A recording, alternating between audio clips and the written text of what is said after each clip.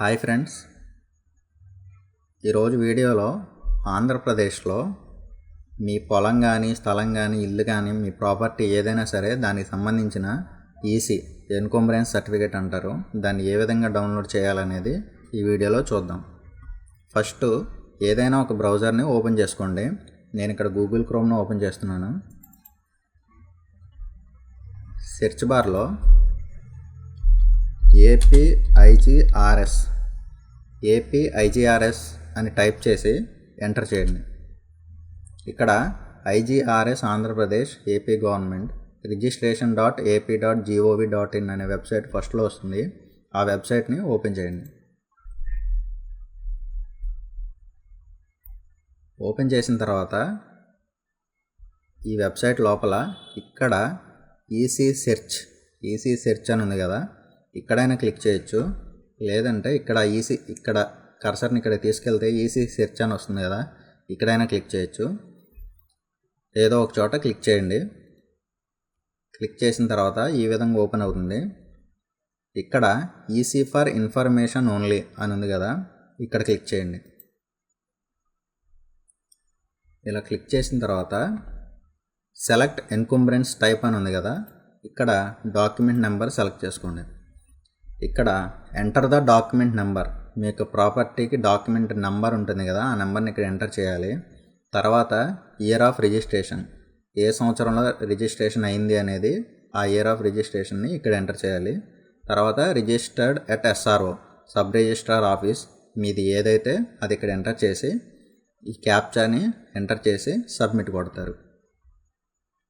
So ఇక్కడ నేను నా డీటెయిల్స్ ఎంటర్ చేస్తున్నాను.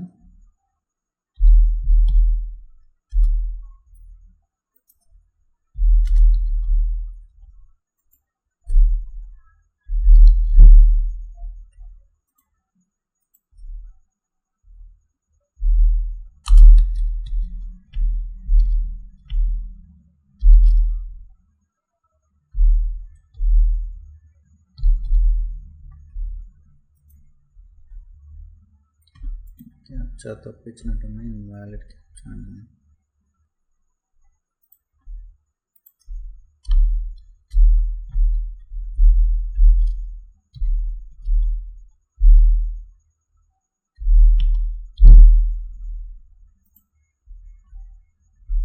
ఇలా వచ్చిన తర్వాత ఈ పేజ్లో ఇక్కడ టిక్ కలర్లో నెక్స్ట్ అని కనబడుతుంది కదా, ఈ నెక్స్ట్ని క్లిక్ చేయండి.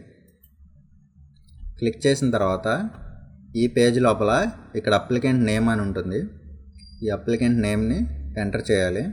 ఇక్కడ ఎప్పటి నుంచి కావాలి ఈసీ సర్టిఫికేట్ అనేది 1985 నుంచి అని చూపిస్తుంది. అంతకుముందు మీరు సెర్చ్ చేసినా కానీ రాదు, ఈ డేట్ నుంచి అయితే వస్తుంది. ఇక్కడ ఏ డేట్ వరకు కావాలనేది మీరు పెట్టుకొని ఇక్కడ సబ్మిట్ కొట్టాలి. సో నేను ఇక్కడ అప్లికెంట్ నేమ్ అనేది ఎంటర్ చేస్తున్నాను.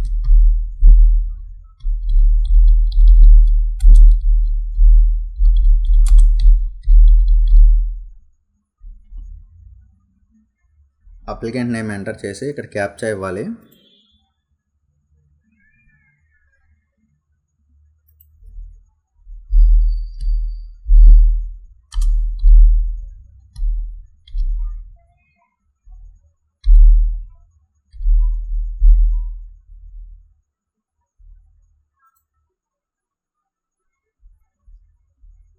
ఈ పేజ్ ఓపెన్ అయిన తర్వాత ఇక్కడ మీ డాక్యుమెంట్ నెంబర్ ఏదైతే, డాక్యుమెంట్ ఐడీస్ అన్నీ వస్తాయి. మీ డాక్యుమెంట్ నెంబర్ ఏదైతే అవి క్లిక్ చేసుకోండి.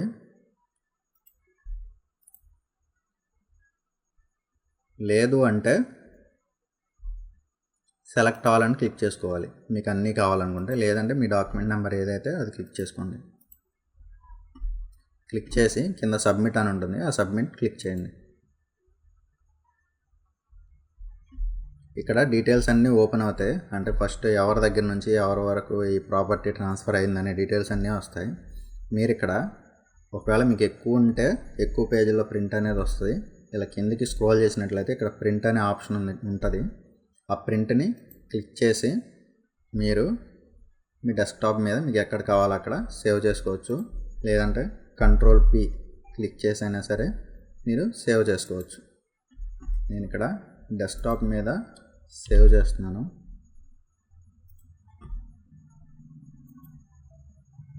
డెస్క్టాప్ మీద సేవ్ అయిపోయింది. ఇక్కడ చూసినట్లయితే డెస్క్టాప్ మీదకి వచ్చేసింది. ఓకే ఫ్రెండ్స్, ఈ వీడియో మీకు నచ్చినట్లయితే లైక్ చేయండి. ఎవరైనా ఈసీ సర్టిఫికేట్ డౌన్లోడ్ చేసుకోవాలి అని ఎవరికైతే అవసరం ఉంటుందో వాళ్ళతో షేర్ చేయండి. ఈ ఛానల్ని సబ్స్క్రైబ్ చేయండి.